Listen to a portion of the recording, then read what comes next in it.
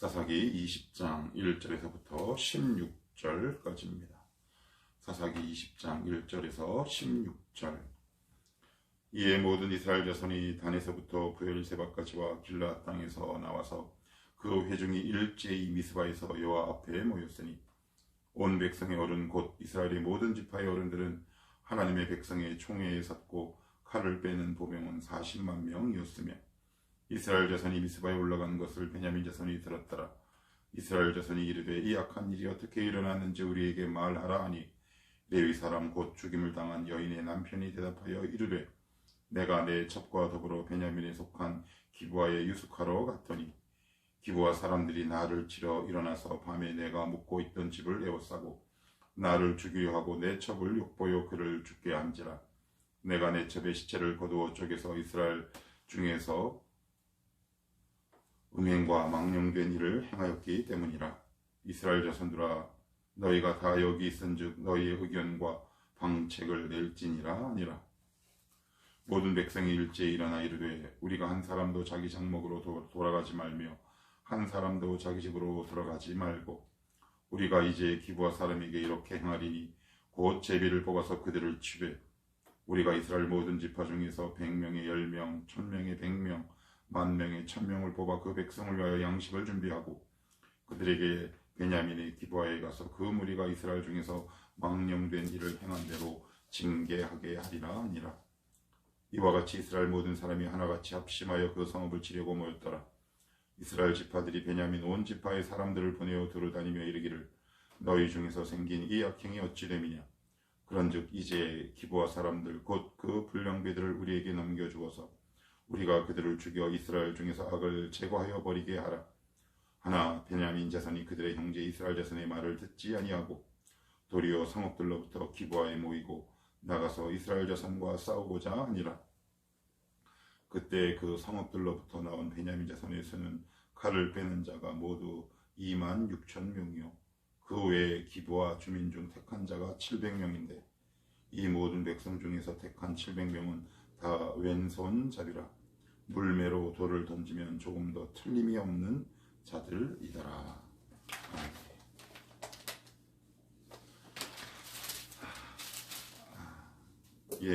오늘 이야기는 레위인의 첩이 베냐민 지파에 속한 기브아 거민들, 기브아 주민들에 의해서 밤새도록 능욕을 당하죠.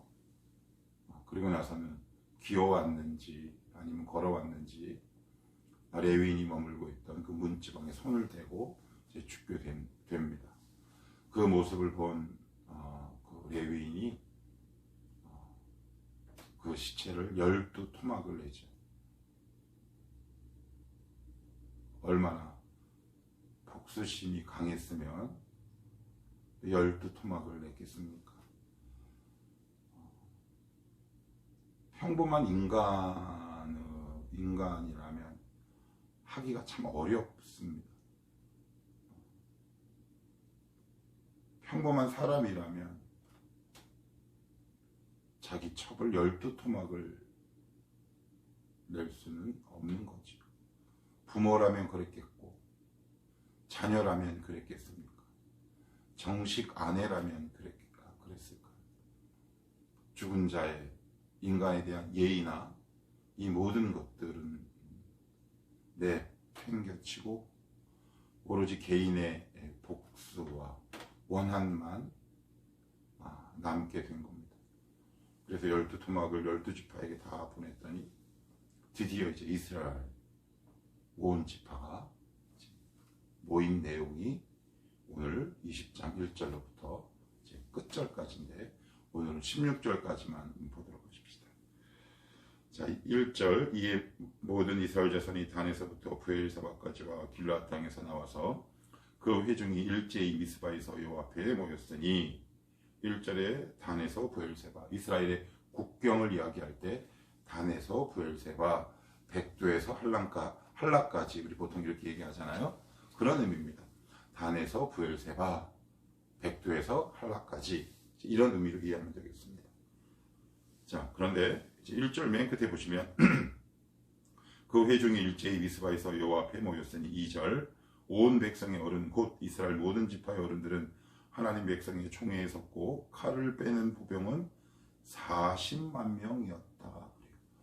40만 명의 군인이 모였어요. 어마어마한 거죠. 지금 우리나라 정규군이 57만인가 55만 된다고 하는데 군인이 40만 명 모였다면 그 숫자는 어마어마합니다. 그런데 우리가 여기서 생각해 봐야 할 것이 있어요. 우리가 지금 사사기를 쭉 보고 있잖아요. 그런데 우리가 조금만 생각을 해보면 기드온과 300명 그리고 삼손을 잡으러 올 때 3,000명이 왔고요. 이스라엘 12지파가 이렇게 합심해서 모여든 것이 여기가 유일해요. 다른 전쟁에서는 이렇게 모였다라는 기록이 사사기에 나오지 않아요. 출애굽 1세대, 그 다음에 2세대, 그때 장정만 60만 5천 명 정도 됐거든요. 그런데 여기 좀 군인만 40만 명이래요. 어마어마한 숫자가 모인 겁니다. 그들은 전에 이렇게 모인 적이 없어요. 하나님께서 명령하신 그 거룩한 전투를 수행하기 위해 그들은 40만 명이 모인 적이 한 번도 없습니다. 그런데 오직 이 일에만 40만 명이라는 온 이스라엘 지파가 다 모이는 놀라운 일이 발생하죠. 하나님께서 명령하신 가나안 정복 전쟁을 위해 합심해서 전투를 하는 일에는 이렇게 모인 적이 없어요. 이렇게 일사불란하게. 더군다나 11절에 보시면 이렇게 적고 있어요. 이와 같이 이스라엘 모든 사람이 하나같이 합심하여 마음을 모아서. 이들이 전에 이렇게 마음을 모았던 적이 있습니까? 없어요. 근데 지금 누구를 위해서, 무엇을 위해서 모인 건가요? 동족을 죽이려고, 같은 동포를 치기 위해 모였어요. 명분이 없는 거예요. 명분이 없어요. 목적도 없고요. 방향도 상실했어요. 참 희한한 게 거룩한 일에는 그렇게 안 모이다가 소모적이고 거룩하지 않고 부정적이며 파괴적인 일에는 왜 이렇게 이스라엘 공동체가 기가 막히게 합심할까요? 우리의 본성이 그래요. 거룩한 일에는 모이지 않습니다. 그런데 인간의 원초적인 말초적인 본능을 자극하는 일에는 끊임없이 모여드는 것이 우리의 본성이에요. 아마 그것도 성경은 지적하고 있는 것 같아요. 너희들이 이렇게 모였던 적이 있었니? 하나님의 거룩한 성전을 이렇게 합심해서 너희들이 전쟁을 치른 적이 있었니? 한 번도 없었단 말이에요. 그런데 한 일개 지파를 거의 멸망시키기 위해서 지금 나머지 11지파가 이렇게 똘똘 뭉쳤어요. 이것이 이렇게 똘똘 뭉쳐야 할 일인가요? 뭐 그럴 수 있다고 쳐요. 그럼 전에도 좀 그렇게 모이지. 그러니까 이들은 방향을 상실했어요. 목적을 상실한 거예요. 누구를 위해 싸워야 하는 건지, 무엇 때문에 싸워야 하는 건지 대의 명분을 이들은 상실해버렸다는 말이에요. 하나님이 왕이 되지 않은 수많은 군중은 이렇게 위험하고 무서운 거지요. 우리의 인생도 똑같아요. 하나님이 우리의 인격과 우리의 영혼 속에 온전히 왕으로 자리 잡지 않으시면 우리가 내는 열심이 오히려 누군가를 해치는 도구가 될 수 있다라고 성경은 우리에게 이야기하고 있어요. 열심히 돈 벌어야 하죠. 운동도 해야 하고 일도 해야 합니다. 그런데 목적과 방향을 상실해버리면 오히려 이들처럼 열심처럼 보이는 이 모든 일을 통해 누군가를 죽이는 악한 도구로 나의 인생도 쓰임받을 수 있다는 경고를 하나님이 우리에게 지금 하고 계시는 거잖아요. 너 왜 직장 다니니? 너 왜 학교 다니는데? 이 왜라는 질문을 우리가 말씀과 하나님 앞에 자신에게 던질 수 있어야 하는 거잖아요. 너 지금 어떤 일에 열심을 내고 있는 거니? 너 지금 어떤 일에 너의 인생을 바쳐서 달려가고 있니? 그것이 과연 방향이 바르게 설정된 곳이고 목적이 바르게 설정된 거니? 오늘 이 본문을 통해 우리에게 이렇게 묻고 계시는 거잖아요. 이렇게 많이 모였으면 뭐합니까? 그리고 이게 이렇게 많이 모일 일이겠습니까? 더군다나 같은 동족인 베냐민 지파를 말살시키기 위해 다른 방법을 강구했어야 하죠. 그렇지만 이들은 거룩과 성결이라는 대의 명분처럼 보이는 이 일에 그들의 온 군대를 파견하게 됩니다. 하나님이 우리의 인생에서 뒷전이 물러가면 우리가 내는 열심과 우리가 내는 열정이 나에게도 해악이 되고 손해가 되고 누군가에게도 손해가 될 수 있음을 성경은 이야기하고 있어요. 참 안타까워요. 그래서 성도가 정말 이 부분에서 조심하고 신경 써야 돼요. 이들은 지금 누구의 이름을 모였을까요? 성경은 놀라운 증거를 하고 있는데 1절 끝에 미스바에서 여호와 앞에 모였으니 무슨 이야기입니까? 예수의 이름으로 모인 거예요. 여호와의 이름으로 모인 거라고요. 예수의 이름으로 모였는데 그 모임의 동기가, 그 모임의 목적이, 그 모임의 방향과 설정이 누군가를 죽이는 모임. 이게 어떻게 가능한 일이겠습니까? 아니, 가능합니다. 예수 믿어도 우리가 하나님을 버리면, 하나님을 뒷전에 내팽겨쳐 버리면 우리는 얼마든지 이러한 도구로 전락할 수밖에 없어요. 여호와 앞에 모였답니다. 지금 사사기 기자는 무서운 고발을 하고 있는 겁니다. 그들은 예수의 이름으로 모였다. 예수의 이름으로 합심했다. 그렇지만 그 결과는 누군가를 죽이는 악한 도구였다. 라고 성경은 우리에게 이야기하고 있는 것. 우리의 삶을, 우리의 열심을, 우리의 목적을 하나님 말씀 앞에 날마다 비추고 다시 재설정할 수 있어야 해요. 안 그러면 우리는 고삐가 풀린 말이나 망아지처럼 될 수밖에 없다고요. 그게 우리예요. 본래 내 실력이고 내 모습이 원래 그래요. 이제 모여서 뭐라고 얘기하냐면 이렇게 얘기를 합니다. 2절 온 백성의 어른 곧 이스라엘 모든 지파의 어른들은 하나님 백성의 총회에 섰고 칼을 빼는 부병은 40만 명이었고 3절 끝에 이 악한 일이 어떻게 일어났는지 우리에게 말하라. 그랬더니 레위 사람이 이렇게 얘기합니다. 레위 사람 곧 죽임을 당한 여인의 남편이 대답하여 이르되 내가 내 첩과 더불어 베냐민에 속한 기브아에 유숙하러 갔더니 기브아 사람들이 나를 치러 일어나서 밤에 내가 묵고 있던 집을 에워싸고 나를 죽이려 하고 내 첩을 욕하여 그를 죽게 한지라. 그리고 6절 끝에 이스라엘 중에서 음행과 망령된 일을 행하였기 때문이라. 7절 이스라엘 자손들아 너희가 다 여기 있은즉 너희의 의견과 방책들을 낼지니라. 맞는 이야기죠. 능력 보인 거 맞습니다. 그들이 처음 동성애로 요구했지만 첩을 내줌으로. 그런데 이 첩을 내준 게 누군가요? 우리 어제 살펴봤어요. 레위인이 그 첩을 밀어냈다라고 성경은 기록하고 있거든요.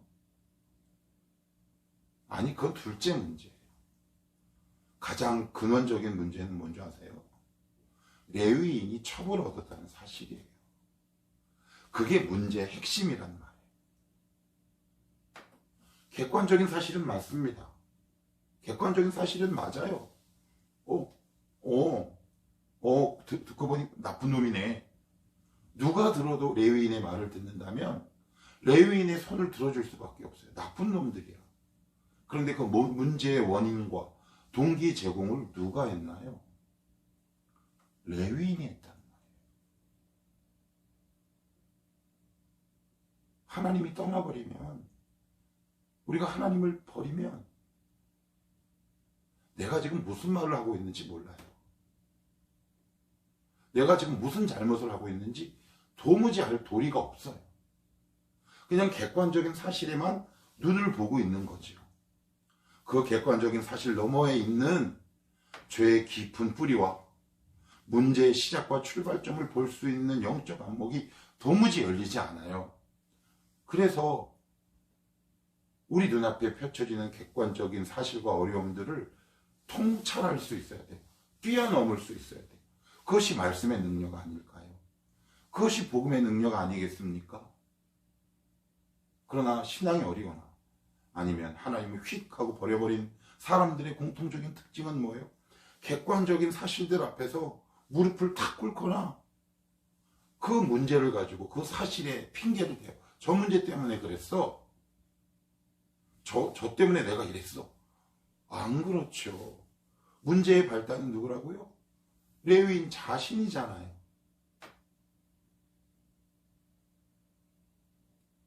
그리고 세 번째 8절 모든 백성이 일제히 일어나 이르되 우리가 한 사람도 자기 장막으로 돌아가지 말며 한 사람도 자기 집으로 들어가지 말고 우리가 이제 기브아 사람들에게 이렇게 말이니 곧 제비를 뽑아서 그들을 치되, 그 얘기를 딱 듣더니 좋아, 싸울 사람 제비 뽑아, 그래서 치자. 뭐 제비 뽑는 것도 웃긴 거고. 근데 중요한 게 있어요. 제가 늘 말씀드리죠. 자간을 볼 수 있어야 된다. 글자와 글자 사이에 이 저자, 이 기자, 쓴 사람의 의도를 파악하는 것이 중요하다 그랬어요. 이게 무슨 얘기예요? 제가 첩을 얻었어요. 그 첩을 찾으러 갔다가 베냐민 지파 기브아 지역에 가서 능욕을 당했어요. 이게 사실이잖아요. 그러면 생각이 있는 사람은 이렇게 얘기하면 안 돼요. 어떻게 이야기해야 됩니까? 너 레위인으로서 어떻게 첩을 얻었으며 왜 그 첩이 도망갔음에도 불구하고 왜 다시 찾으러 갔느냐? 너 회개해야 한다. 이렇게 얘기하는 것이 맞는 거 아니에요? 그런데 40만 명이 모이면 뭐합니까? 레위인의 잘못에 대해서 그 어떤 누구도 지적하지 않는데 왜 그럴까요? 여기 무서운 진리가 숨어 있는 거예요. 레위인이 첩을 얻는 건 그 당시 보편화된 이스라엘의 가치관이 되었기 때문에 그래요. 그러니 뭐라고 얘기할 수 없어요. 다 그러니까. 다 그래. 그러니 굳이 이거를 내가 지적할 필요가 있나? 이렇게 될 수밖에 없는 거잖아요. 요한복음 8장에 주님이 가늠한 여인을 붙잡고 오지요. 그랬더니 죄 없는 자가 돌로 치라. 그랬더니 돌을 들었던 사람들이 슬금슬금 뒤로 물러납니다. 왜 뒤로 물러날까요? 자기들도 가늠한 사실이 있기 때문에 물러나는 거예요. 너희 중에 이 여자와 같이 가늠한 적이 없는 사람은 돌로 치라.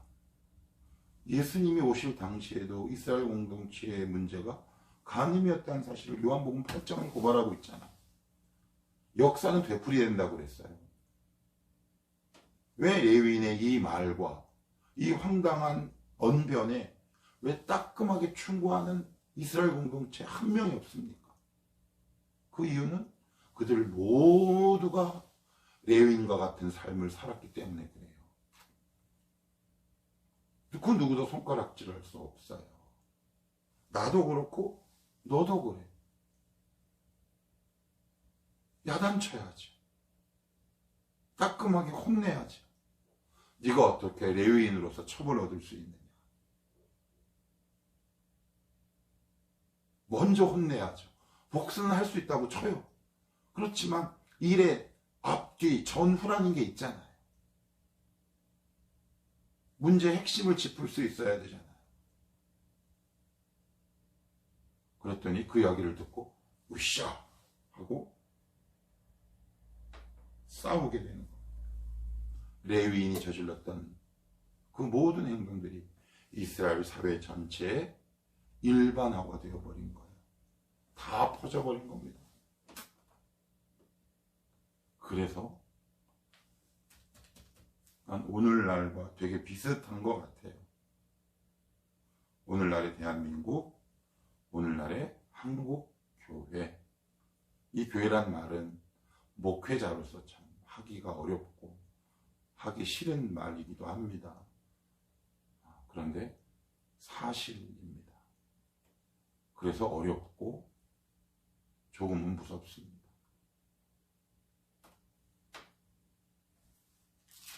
마지막으로 하나만 더 보십시다.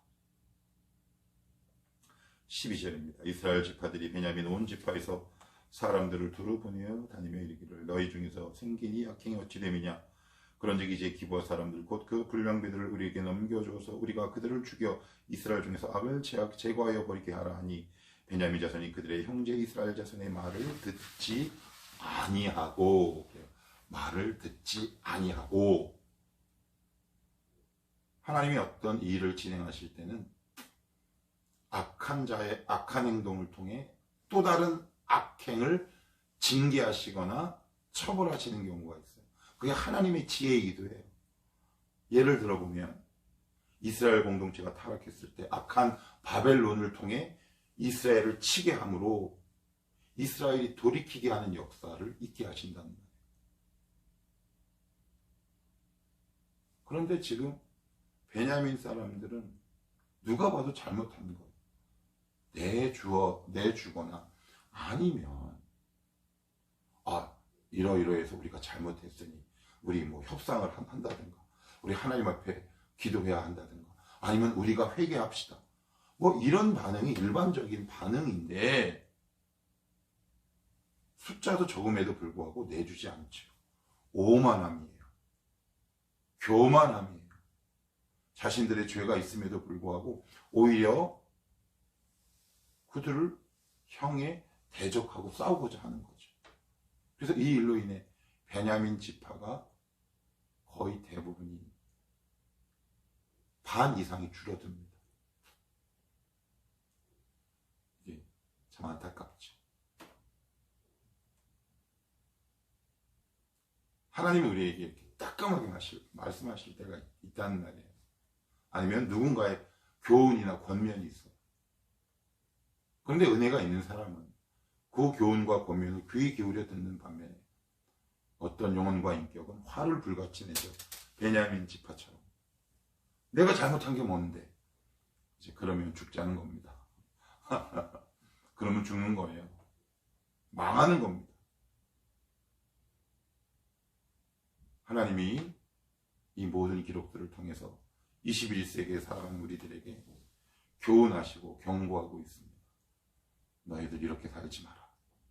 우리가 앞부분에서 불렀던 찬송가의 가사처럼 주 없이 살 수 없네. 근데 이들은 주 없이 잘만 살았네. 주 없이 살아서